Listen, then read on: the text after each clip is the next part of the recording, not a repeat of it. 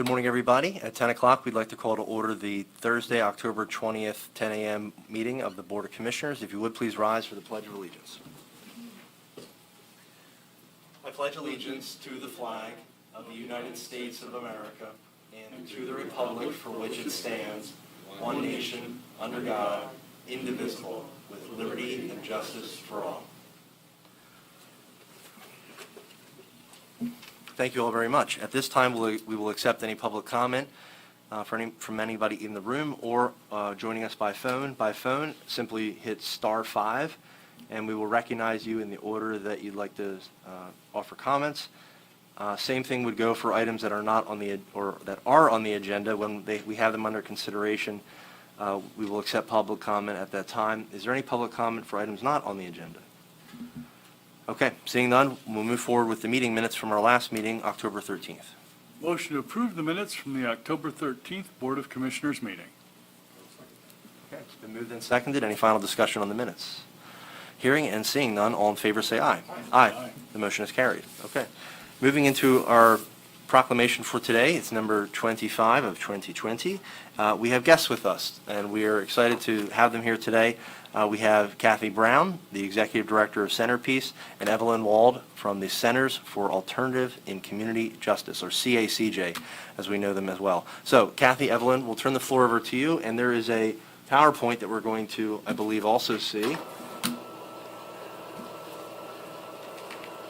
And the reason we're all here, is for Conflict Resolution Day, and your organizations both value it, teach it, and strengthen it. So we will turn it over to you, and again, thank you for being here. Well, thank you for having us. And as you already said, both of our organizations are all about conflict resolution, and we appreciate the proclamation that you're offering. Conflict is a part of life, and yet lots of folks don't like it, feel uncomfortable about it. So we're hoping that that day will just bring, awareness that there are ways, better ways to resolve conflict. And so CACJ and Centerpiece are partnering in a new endeavor, and we'd like to take an opportunity this morning to share a little bit about that with you. Speaking of partnerships, we're partnering with a woman named Lauren Abramson in Baltimore, Maryland.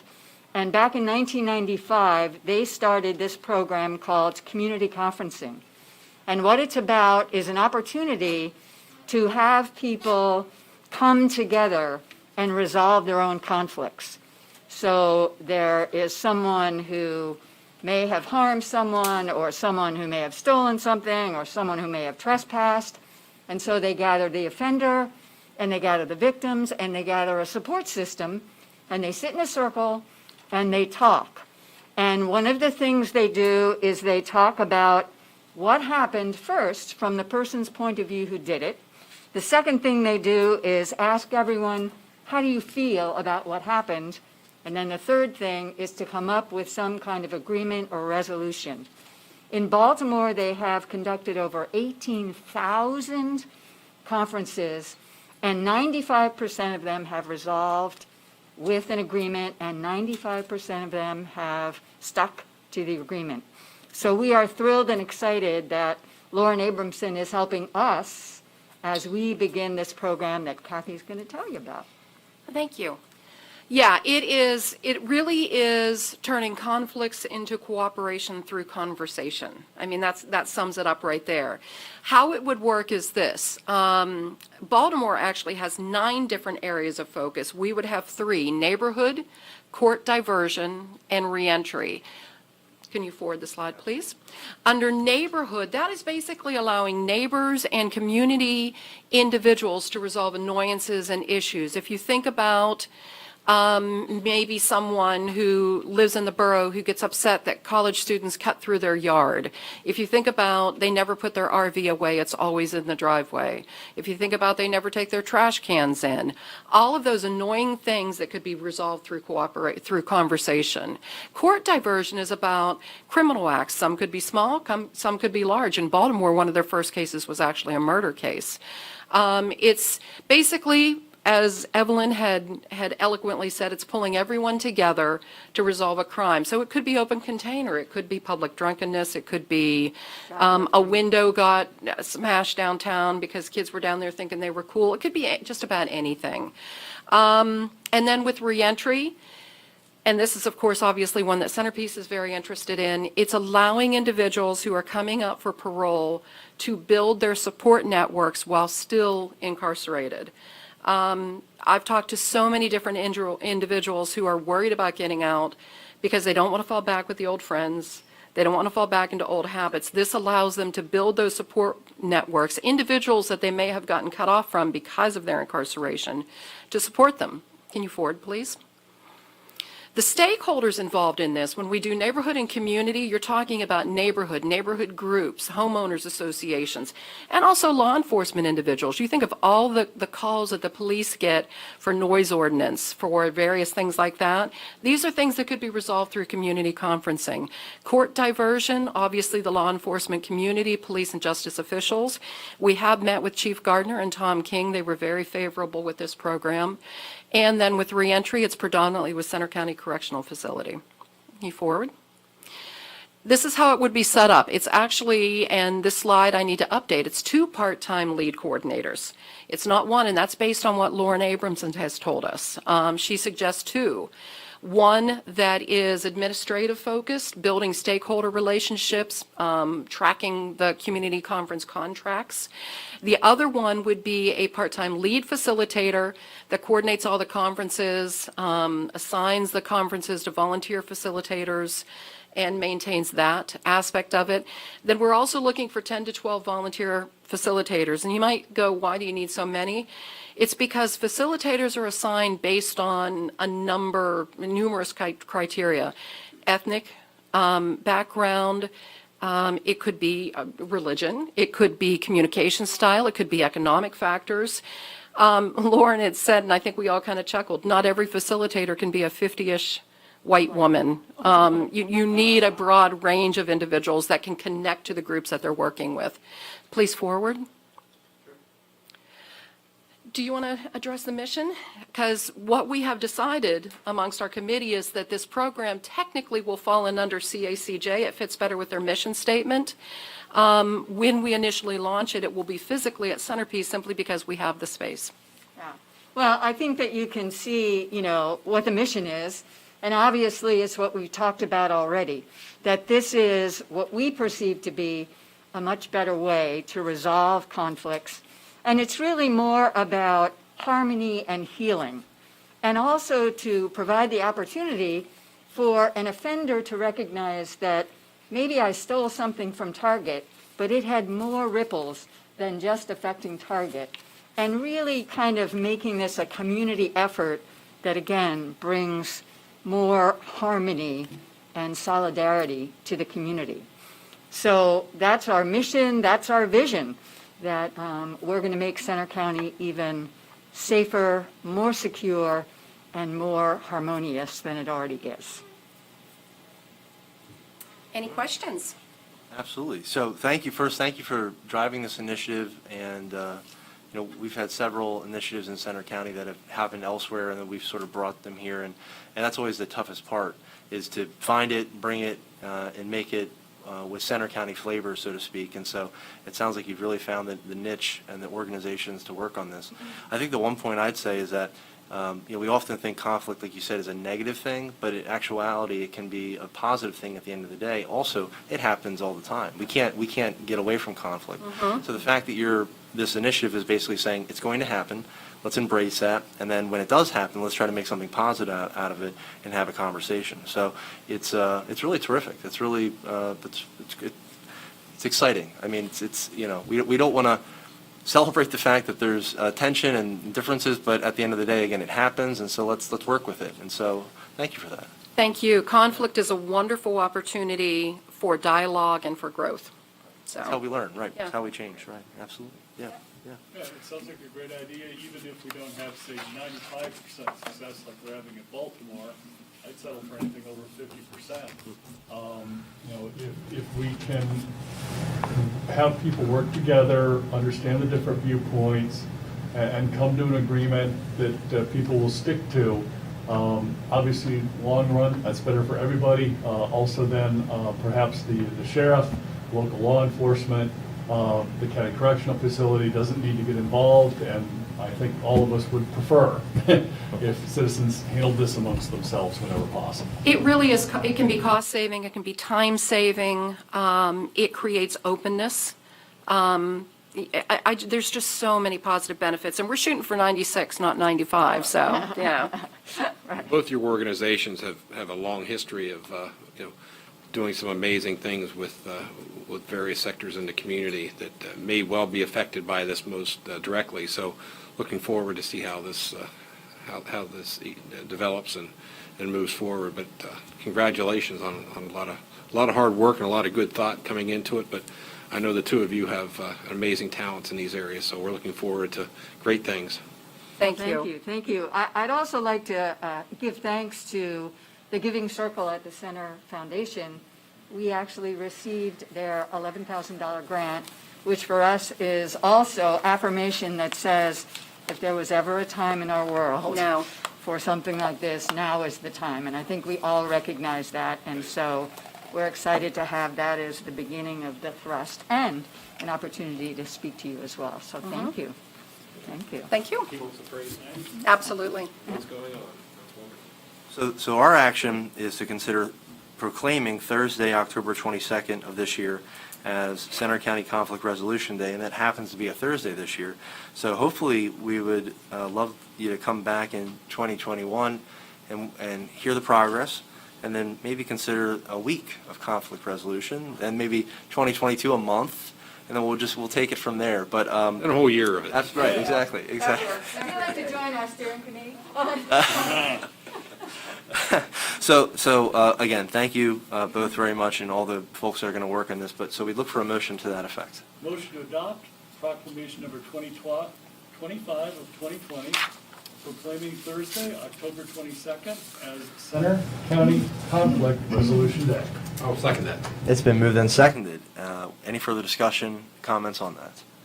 Hearing none, all in favor say aye. Aye. Aye. The motion is carried. Okay, so we have, since you're here, we can give this over to you if you'd like to accept it, Evelyn. We typically do a photo, but due to social distancing, we will give it to you there. Okay, thank you both very much. Thank you. Thanks, Thank Kathy. you. Okay. Thanks, Evelyn. Thank you. Appreciate that very much.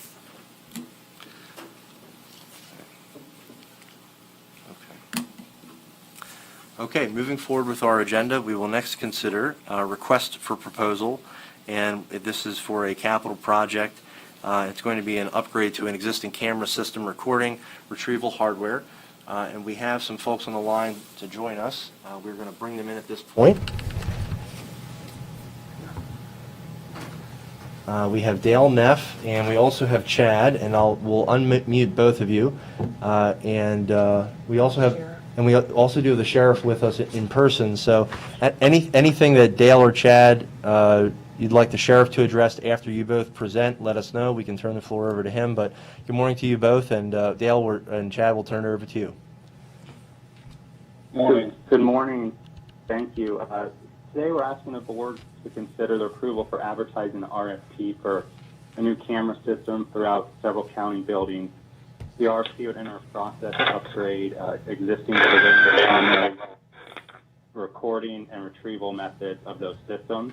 This would include enhancing existing coverage, improving quality and analysis, and merging them into one integrated platform. The proposed timeline is to send legal notices out on the 22nd and 26th, a virtual pre-proposal meeting on the 28th, with an on-site walkthrough on the 30th. And then we're asking for proposals to be due November 13th, opening on the November 17th Board of Commissioners meeting, and issue to notice the contract award on December 1st. And so I can turn over to Dale to add any additional details. Well, recent history has shown that there's areas that we really need to have cameras survey on a 24/7 basis. Retrieval's been problematic, and the sheriff spends a lot of time trying to retrieve images. He knows the incidents happened. He knows where they happened, but retrieval, there's several different platforms that he has to go to in GI diverse locations. Time sync has been a problem. The resolution of the images is antiquated, and nowadays there's cameras on them that we can conceivably buy in this process that have AI that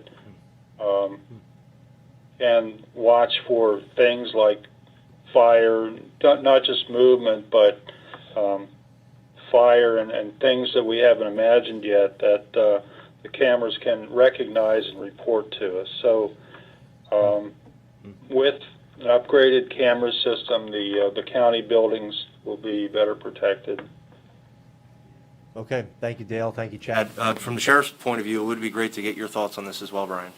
Yes, I concur with everything they said. The system is 15 to 20 years old, antiquated. There's 5 different DVRs. We have to try to pull information from all. Timeline is not, the time's always inaccurate, so we have to have someone come testify if it's used in court, why our cameras are off. So it's a struggle for us to maintain the system we have now. We've put a lot of work in on this in the last year, to get to this point where we are right now. So it's been it's well past its time in the history of this system is like I said, well outdated. It's just for security of everything and the AI part. It's pretty neat. There'll be some learning curve on that, but it's stuff we could use. It helps you with things to people who may enter the buildings at night, and it gives you an alert. So and things that may be thrown at the building would give you an alert. So it's a pretty. Some of the systems we've seen has been pretty neat. So I think it's a good way to go. Good, fantastic. And thank you, Sheriff. Yep. And please, we're going to turn it over to Margaret now. Just want to add on to something that the sheriff said. A very diligent, hardworking group of individuals, including the sheriff, Dale and Norm and Dave Rolls from 911, Chad, and many others, actually took this project on and studied our system so that we could put together a very thoughtful RFP package. So a lot of work has gone into this over the course of the past year. Just want to recognize the efforts of all of these folks who've spent so much time getting it to where we are right now. Fantastic, fantastic. Any other questions, comments from the board on this? It sounds great. I know from my background in private industry, the modern camera systems, it's all about the IT part of it. Oh, there we go. I know from my background in private industry, with the modern camera systems, it revolves a lot around IT. So I'd like to thank Chad for his help on that. I know we have a very strong 911 department, and appreciate their assistance and the sheriff and his staff. Margaret organizing the paperwork, but it sounds like this upgrade will position us for the future and will improve security at the county facilities. So I'm in favor of moving forward. Absolutely, absolutely. It'll be good to see the different groups that are out there, and yeah, okay. It acts as a deterrent. Absolutely. And oftentimes, and honestly, the documentation and the evidence gathering end of it is important as well. So I would support it. That, at least we take a look at what we're what the numbers may be. We've also assisted with some some accidents occurred around the courthouse with other agencies as well. So it's been instrumental in that. And we've had 2 traffic accidents here at the Diamond. One of our cameras actually caught it. Not the best because the camera's a little outdated, but it gave the police what they needed for identification. So can change people's lives. I mean, there was a death accident and another accident, so it does help the system, things like that as well. So thank you. Absolutely, you bet. Okay. All right, any other questions, comments on this from the phone? Any other citizen comments? Okay, all right, seeing none, we'll look for a motion then to approve the advertisement of the RFP.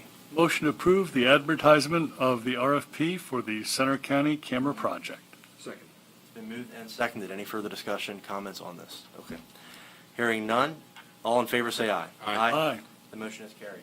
Again, thank you, Sheriff, Margaret, Chad, Dale, we appreciate it. Have a great day, everybody. Thank you.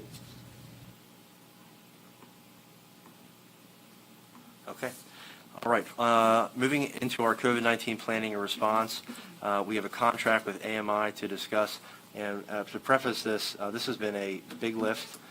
We have had testing occurring through a partnership with the Department of Health in recent weeks at the mall, and Margaret has spearheaded this, and this is something that goes above and beyond the expectations that we have for our county administrator, and this is a huge, is a huge project. It's going to be very beneficial to the county. So I want to preface that by saying all the leadership that's gone into this. Thank you, Margaret. But we'll turn it over to you to discuss some of the parameters of this and how this will affect us. Okay, thanks very much. Yes. So, as Commissioner Pike mentioned before you for your consideration this morning is a contract with AMI Expeditionary Healthcare to provide a COVID-19 testing site for 15 days between October 26th and November 14th. Contract total is not to exceed $258,911, and it will be funded with our CARES Act County Relief Block Grant funding. Just a couple of explanatory comments to go along with this. The AMI folks also were the vendor for the Department of Health, and they are very familiar with the site, and we've worked out arrangements with the Nittany Mall so that instead of a drive-up site, it will be a walk-in site given the change of weather. And we have been assigned the old Bonton location, which has an outside entrance so that individuals can pull up, park, and walk right in from the outside. They do not have to go through the mall. We're looking at a 7-hour testing day, and based on our experiences from the first 3 weeks with the DOH site, we find that a lot of people come more toward mid-afternoon, the dinner hours, so we're setting the hours for 11 a.m. to 6 p.m. And finally, you'll note that the contract, the amendment says not to exceed $258,911, and that's because if this number is based on the number of tests administered per day. We'll never go over offering 300 tests per day at the site, which is a pretty ambitious number. Never got close to that when we were testing for 12 hours a day, so it is highly unlikely we would reach that. If we test underneath that amount, then we are not charged the full amount for $300. So it is likely if we were around 200 tests a day that we would be paying somewhat less than that. So that's the reason behind saying not to exceed, but it would not go over that amount. And I should also mention that we've made arrangements with the Pennstater for 11 of the AMI healthcare related staff to stay at the Pennstater through our agreement with the university. So that's it. And I should also add that our solicitor, Betsy Dupuis, has reviewed the contract, made a couple of comments accepted by AMI, and this is in its final form today.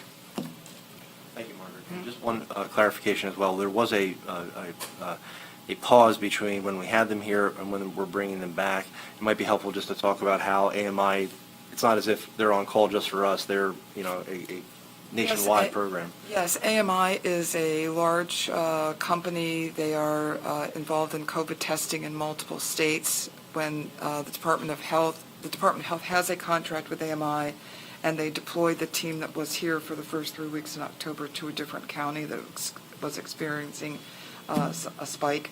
And so that's why we've had this break, and we were able to approach them and contract with them directly. So they have to stand up a team, actually, to come in and start next week. So that's the reason for the split. Thank you. Any other questions, comments on this? Got a few thoughts, yeah. So I'd really like to thank the Pennsylvania Department of Health for introducing us to AMI, bringing them to the county, and allowing us to have several weeks of local COVID data sliced and diced in ways that's helpful for local stakeholders.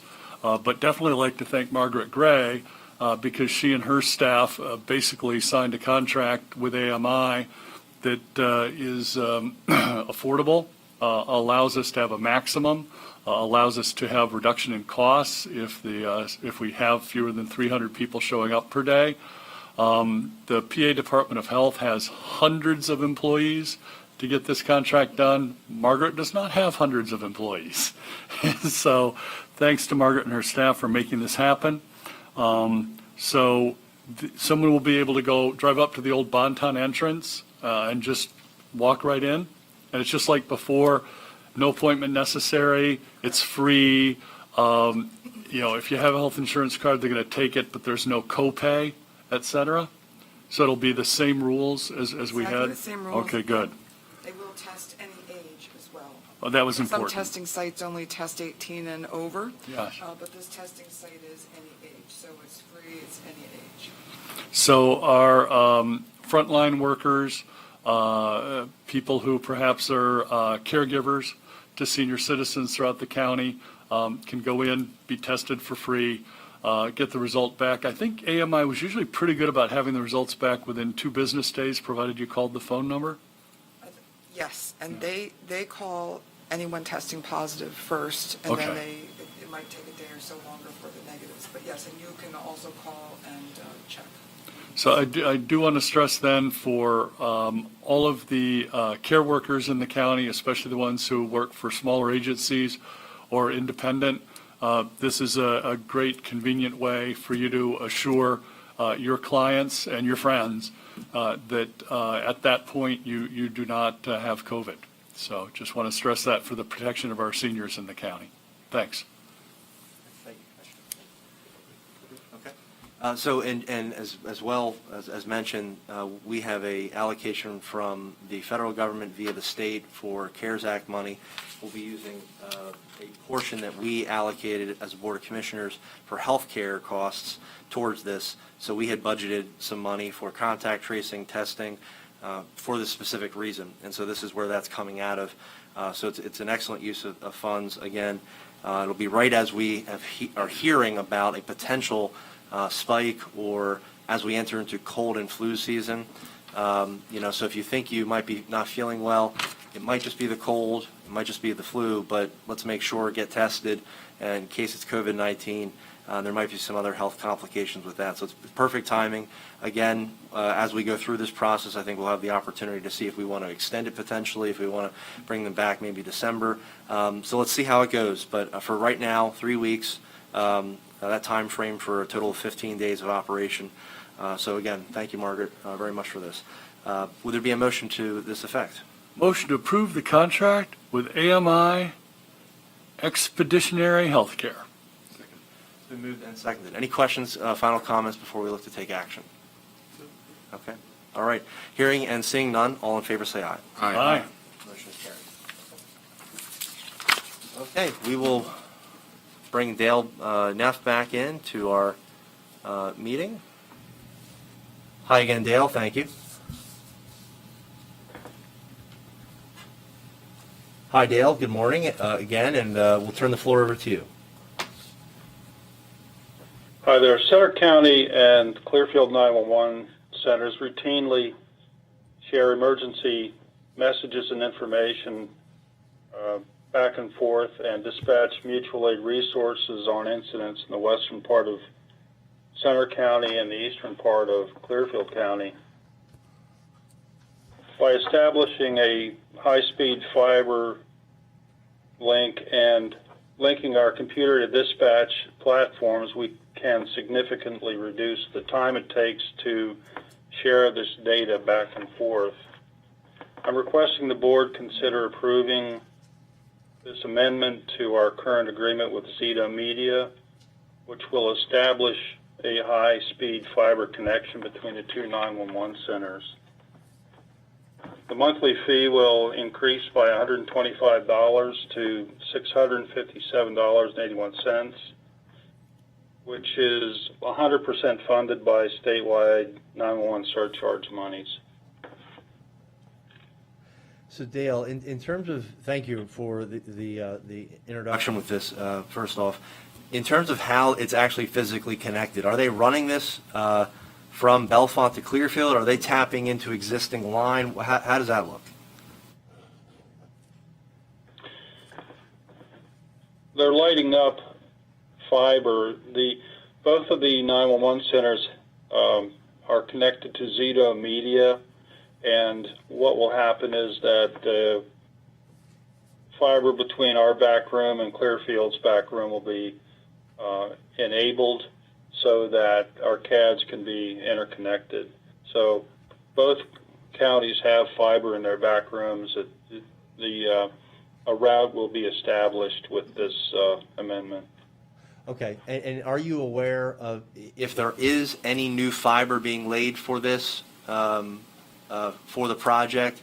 If not, we have this on, we're considering it on consent for next week. We can always check into that, but that would be something I'd be curious about is it new fiber being laid, or is it, again, just lighting up existing routes? This is lighting up existing routes. Okay, that's helpful. All right, thank you, Dale. Any other questions, comments? I just want to mention that since I do chair the Public Safety Training Center Advisory Board, I do work with our first responders quite a bit. And if you look at the border between Center and Clearfield counties, especially the land sections of it, it looks like a nice clean line. But from a first responder standpoint, there's all sorts of overlapping jurisdictions and portions where perhaps a Center County first responder group goes into goes into Clearfield County, or Clearfield County groups go into Center County, and then definitely they back each other up, which is wonderful. But to Dale's point, we actually do communicate with Clearfield County quite often for any incidents that happen on either side of the border. All right. Hearing no further questions, comments, feedback on this, we would look for a motion to add it to next week's consent agenda. Motion to add the contract addendum with Zito Media Communications LLC to next week's consent agenda. Moved and seconded. Any final discussion? Hearing and seeing none, all in favor say aye. Aye. Aye. Motion is carried. Dale, thanks once again. We appreciate it.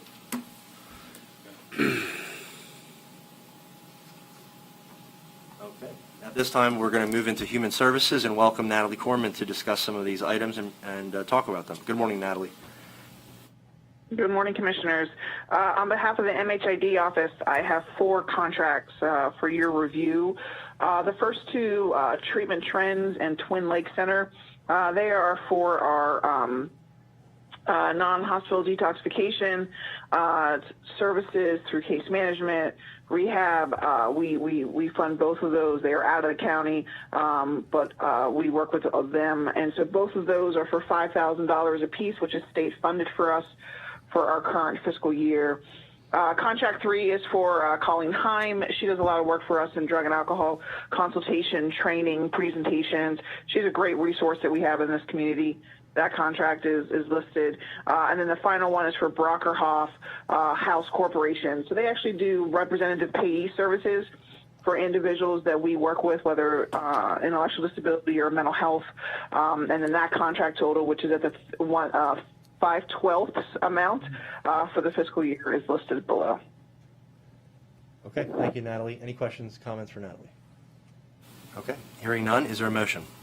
Motion to add the mental health, intellectual disability, early intervention, drug and alcohol items 1 through 4 to next week's consent agenda.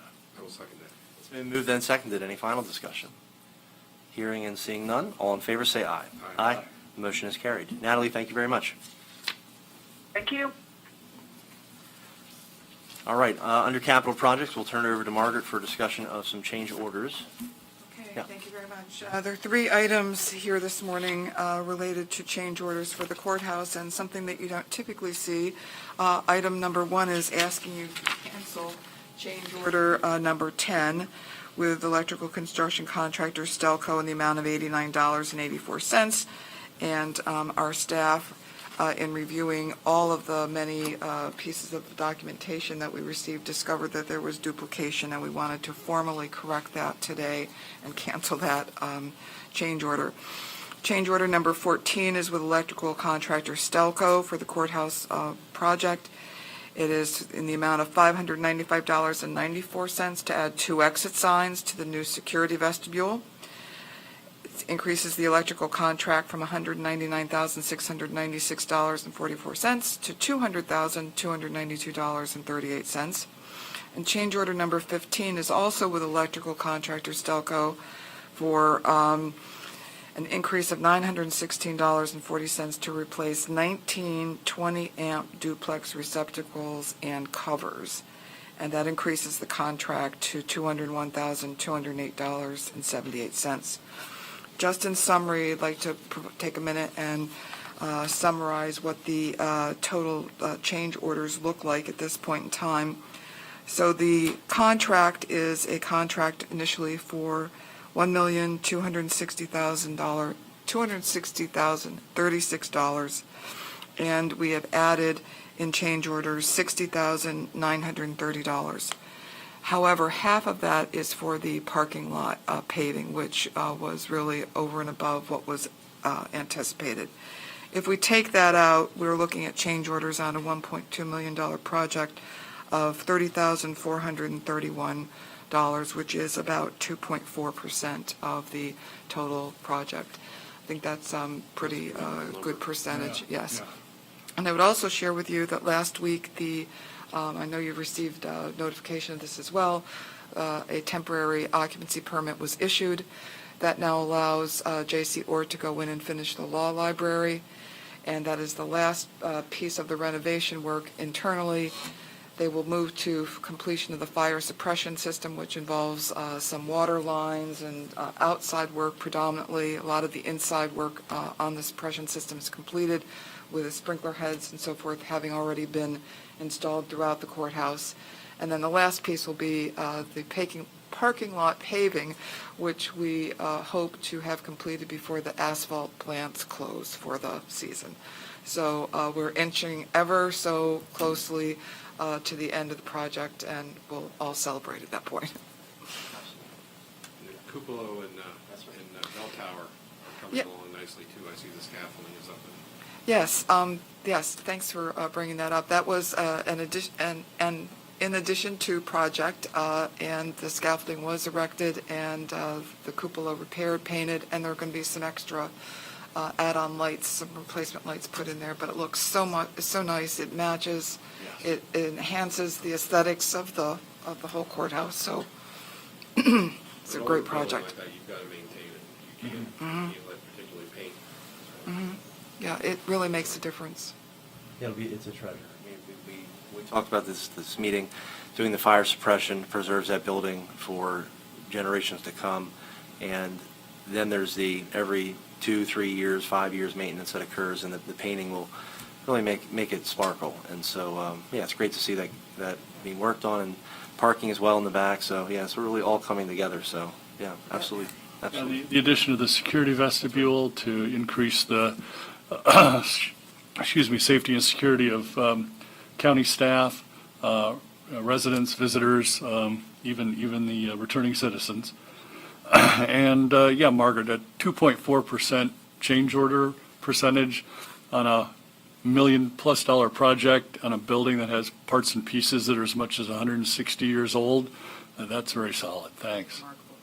One of the oldest functioning courthouses in the state. Yes. That's right. And it stayed functioning during all this, so Right. absolutely. Yes. So thanks for the county employees and citizens for dealing with that while it was going on.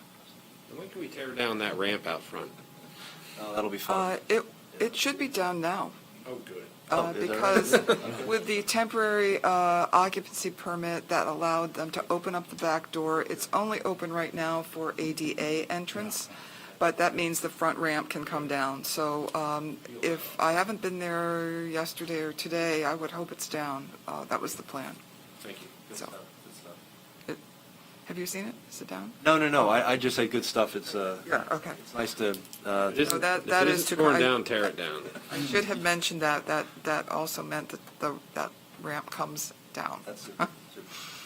We appreciate the residents of Bellefonte, business owners. We do know that was not a, but we still needed to give access to folks who couldn't use the back entrance. But yeah, it'll be good to get that down and provide access through the back. So we would then look for a motion to cancel change order 10 and approve 14 and 15. Motion to cancel change order 10 and approve change orders number 14 and 15 for the courthouse renovation and addition project. Second. Been moved and seconded. Any final discussion on that? Hearing and seeing none, all in favor say aye. Aye. The motion is carried. Okay, for our consent agenda, would there be a motion to approve it today? Motion to approve today's consent agenda. Second. Okay, it's been moved and seconded. Any final discussion on that? Hearing none, all in favor say aye. Aye? Aye. The motion is carried. Okay. We have no letters of support today, but we do have some liquid fuels reports and updates, and we're going to welcome Ann Mesner from our MPO and Center County Transportation Office. Ann, good morning. Good morning, everyone. Before you today are 3 projects: Gregg Township for Bittner Hollow Road reconstruction, Milesburg Borough improvements to Railroad Street Bridge, and Port Matilda Borough for improvements to High Street. And these will look familiar to you because they are actually applying to 2 separate grants. The figures have not changed, but whichever one they are successful at, and if they have to choose, if they're successful with both, they can only choose one. But as part of the submission requirement for the Penndot Multimodal grant application, they need to have a letter when funds are being provided by other entities. So. Fantastic, fantastic. Okay. All good projects, and so we wish them all the best. And I think, or do you know the timeline for when they're going to announce this? I would have to imagine it's going to be soon. So the Penndot multimodal deadline for submission is November 6th. Okay. So it may be 6-8 weeks after that. Okay. Potentially 2021, early next year. Okay. Yeah, it's a little unclear about the schedule, but that would be my best guess. Okay. Thank you, Ann. Thank you. Any other questions, comments, feedback on this? Okay. It's always good to apply for more, and hope you get it. So good. All right. Look for a motion for these 3 municipalities and letters of support. Motion to approve the letters of support for Gregg Township, Milesburg Borough, and Port Matilda Borough. We'll second that. It has been moved and seconded. Any further discussion from this? Hearing none, all in favor say aye. Aye. Aye. Aye. The motion has carried. Okay, Ann, thank you. Thank you. Margaret, anything to report further for the administrator's report? Yes, I just want to remind everyone that the public hearing related to the Task Force on Mental Health Crisis Services is scheduled for this evening. There's a second night tomorrow evening. It is virtual, and the draft recommendations from the task force will be discussed, and then the final report will be presented to you all, Board of Commissioners, and the State College Borough Council the week of November the 9th. So there'll be a pretty quick turnaround here, but I just wanted to remind you that those public hearings are taking place tonight and tomorrow night. Thank you, Margaret. Please tune in. Again, virtual hearings, so please, if you're interested in this and would like to know an update, please make yourself available. Thank you, Margaret. Check run, we'll turn it over to Commissioner Higgins. Sure, slightly smaller than average check run in the amount of $1,149,303.94. I'm pretty sure the largest check in the run is to the Borough of State College for $387,440. That is CARES Act funding from a couple of different sources, but I'm sure the borough will be happy to be receiving that check here in the very near future. Would like to make a motion to approve the check run dated October 16th. It's been moved and seconded. Any final discussion on the check run? Seeing and hearing none, all in favor say aye. Aye. The motion is carried. Okay, and over to Commissioner Dershowitz. Okay, we have a voter registration report that includes 111,480 voters as of this morning. That's up 1,128 voters from last report. We have 46,720 Democratic registrants, 161 Green Party, 724 Libertarian, 15,444 no affiliation, and 44,269 Republican voters, which when you add the 4,162 all other registrants, you get a total of 111,480 voters. I don't know if this will be my last report before the election or whether we'll have one next week, but I'd like to note that October 27th is the last day to apply for mail-in or absentee ballots, and you can't emphasize that enough, that if you are going to vote by mail or absentee, you must get your application into the elections office by October 27th. So, the precinct feature of the week is precinct number 90, which is Half Moon East Central, which votes at the Half Moon Christian Fellowship Church. And in the last election, there were 1,056 registered voters in precinct 90. There were 496 ballots cast, which led to a percentage turnout of 46.97%. The folks that make it happen, and hopefully in about 2 weeks we'll make it happen again. The judge of election is Mary Fornall. The minority inspector is Eric Hudish. The majority inspector is Steve McCanich. And the clerks are Deborah Griffin, Rachel Neff, and Jacqueline Selby. So we want to thank them and thank the Half Moon Christian Fellowship Church for allowing precinct number 90 to function once again in just a couple of weeks. So, thank you. Thank you, Commissioner. All right, we do have an announcement. We do want to make everybody aware that on Tuesday, November 3rd, we will not be holding a Board of Commissioners meeting. The Board of Elections will meet at approximately 6 a.m. on that day, and then it'll remain in session for the remainder of as the polls are open. But in terms of all of our duties on Election Day, we will not be in session. We will have business to conduct on Thursday the 5th as a Board of Commissioners, but again on Tuesday the 3rd, we will not be meeting. Any executive sessions to report, Margaret? Okay. And any executive sessions we have to hold? Okay. All right. We have Gary in the room, Marley on the phone, so Gary will turn. Any questions from you today? You ready, CNET? Oh, boy. I think you touched on this. Some might ask, why spend the amount of money you're spending for this testing center in light of cases in past 10 days, 2 weeks? The increase have been going down. Penn State campus cases going down.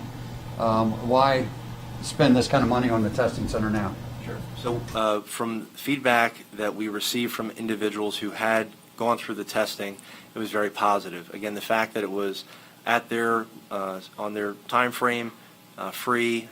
They didn't. And we also have, Gary, a lot of people who do not have insurance here, or don't have the ability to pay for this, or go to their primary care, have the time to do that. So this is again just an opportunity for them to walk in, get that done. In addition, it is from a scientific standpoint, it's one of the best ways that we can identify individuals that may be asymptomatic, people who don't show any signs of symptoms of the virus, but still could get tested. And to Commissioner Higgins' point earlier, for our correctional officers, hospital workers, healthcare workers, teachers, people who are coming in contact with individuals because their job really requires it, it's good for them to, even if they're asymptomatic, if they can come on by and have their employers encourage them to do that. And then thirdly, we're going to be hosting our first home game here at Penn State in about 11 days. And so this will allow us to be positioned in a place where if there are any events that occur with the football game, if people are gathering, we would encourage them not to, but if that happens after the game occurs, and if there's any gatherings that happen, this would be an opportunity for people to be able to test and have that resource. So we're positioning it in this time frame, again, that we can capture some of the pre-game, post-game, but that's going to be helpful if there is any spike that occurs, again, as we move into flu, cold season. But we love the fact that cases are decreasing and there's a decline. But this isn't the time to let up on the gas. It's to make sure that we have the resources available. Continue to work with Department of Health with contact tracing, especially in light of the fact that the number of hospital patients has increased. Yes, we were actually able to get there was a North Central, 1/6 of the state would meet on a regular basis virtually to talk about the contact tracing that occurred. And again, Margaret, to her credit, really pushed them to say, and said, we need a center county contact tracing call. So that's been occurring, which has been helpful to get the numbers of how many people have been reached out to here. But yes, we're still in coordination with them and urging them every day, hire more people, even if they have enough, hire more people. Election, where do we stand with mail-in applications? Last week it was closing in on 30,000. Do you know? Yeah, yesterday we just crossed 33,000 applications for mail-in and absentee. Huntington County, how many inmates? Did we get inmates from the Huntington County prison recently? We did 35, yes. Are they in a separate pod at the Center County facility? Do you have to do some special provisions for them? Yes, they are in their own unit. We developed in either March or April when we still were getting incarcerated individuals from other counties that were coming in. And so the team up there put in very strict guidelines about how those people were to be received in terms of temperature checks, in terms of masking, in terms of isolating, quarantining them, and those same protocols were in place when we received them. Huntington County reached out to us as a longtime partner. We've worked with them many, many years, and unfortunately the Department of State was not able to help them for a number of days, and we had the resources. And so that's what you do when you have trusted partners. Huge thanks to our staff up there, the COs, lieutenants, that made that happen in such a short order. But it really truly was a situation that we needed to assist with, and we just needed to make sure it happened. So those individuals are still getting tested on a routine basis at the facility. All the costs are being borne by Huntington County, and our medical staff up there is ready to treat anybody who potentially would come down with COVID, just like any of our incarcerated individuals from Center County. We have an isolation room, negative airflow room that we can put them in, negative isolation cell that we have. So protocols are in place, protocols were followed, but we needed to assist Huntington County. Kind of question you don't want to ask in the middle of a pandemic. Is the county or Department of Health monitoring any what would happen with the possibility of a work stoppage at Mount Whitney Medical Center, either a strike or work stoppage? We have not. I don't know if the Department of Health has. They have a little over 13 hours to reach a deal. Urge both parties to come to the table and negotiate. I do think that they can get resolution, and I think it's in an interest from both sides to get something done. And we know financially the hospital is under a lot of stress at the moment, but we do also want to remind them that their employees have been our healthcare heroes. They've been on the front lines every day, caring for not only the COVID patients, but all of the other patients as well. So hopefully they can come to a fair and equitable solution. That's all I have at the moment. Thank you. Thank you, Gary. Good morning, Marley. We will have you join us here. Can you hear us? Yes, can you hear me? We can, yes. Good morning, Marley.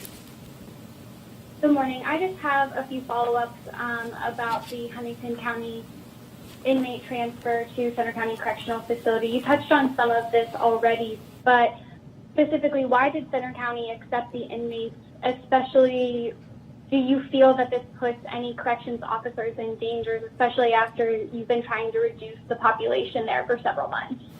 Sure. So this was truly a action needed to be taken. There wasn't, if we would essentially have said no, there was, it was something that we needed to have happen in short order, and the fact that we have helped to reduce our population and being mindful of having a lower population due to a lot of the other things that we've been working on pre-COVID, during COVID, we did have the space available.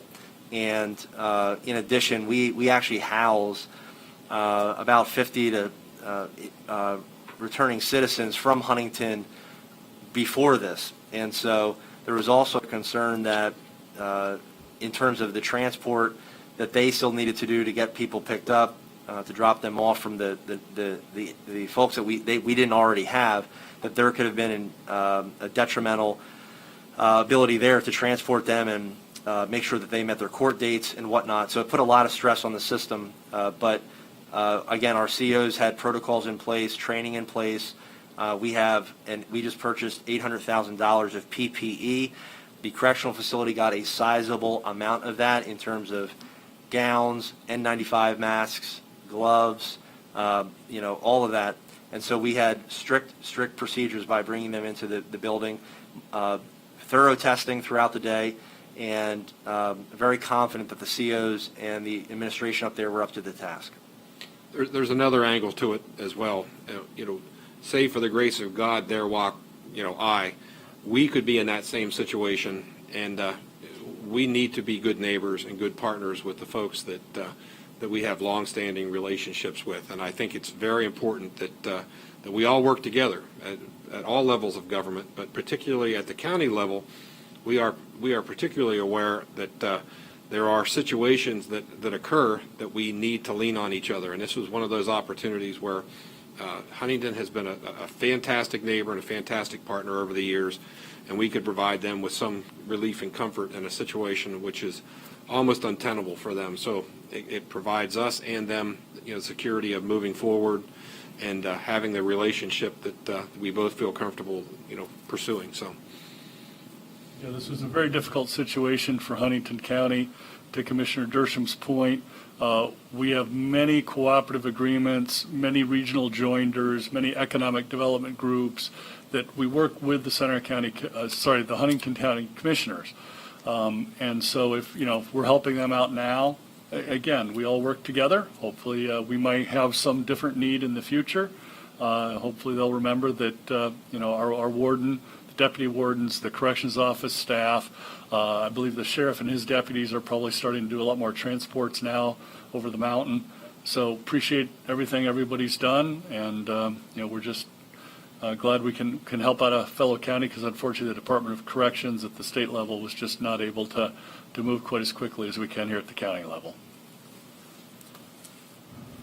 And is there an estimate of how long those inmates will be kept in Sutter County? Currently, we have it at 21 days. That's the understanding. We've essentially said to them, for 3 weeks, we will assist you, and it'll be on a case-by-case basis. But that's where we stand right now. So yesterday, or a day or so ago, that started the countdown of 21 days. And then just finally, I know Commissioner Pike, you said additional costs are being fronted by Huntington County Yes. to take responsibility for the inmates that were transferred to Center County. But is Center County receiving any other additional money from Huntington County for doing this service? Oh, yes. We have, our agreement with them is $65 per individual per day, and so that's the rate that we're currently charging them for this. And again, we're. Thank you, that's all. Oh no, sure, sounds good. Thank you, Marley, very much. Appreciate it. It sounds, Yep. although I understand that probably capacity, DOC has 2 facilities near their prison, and you guys were able to act quicker than DOC just. You said that, we didn't. And I'm not running for office. I have no other questions. I think part of it is the design. I mean, here in Center County, we have modular pods. We have pods that can contain 35 individuals. The warden and his staff moved quickly, freed up a pod. I don't know if the design of a maximum security prison in Huntington County is quite that flexible. My understanding was the state was trying to cooperate to the best of their ability. So everything being said, there was cooperation from the DOC. So that's very positive. We could, for all intents and purposes, we could get a call tomorrow from the DOC saying, we have this space available, that's an option, and Huntington County at the end of the day makes that decision. So if the DOC calls them up and says, we've got space, we could go there. But again, DOC, Freightliner, we're a swift boat, we can be a little bit more nimble with that, and so I think that was part of the challenge. So yeah, we're all trying to get through this together, and there's some times where we just need to be helping, and so this was a case. Okay. Hearing no further items to come before us, we'd look for a motion to adjourn. Motion to adjourn at 10:58. Second. All in favor, say aye. Aye.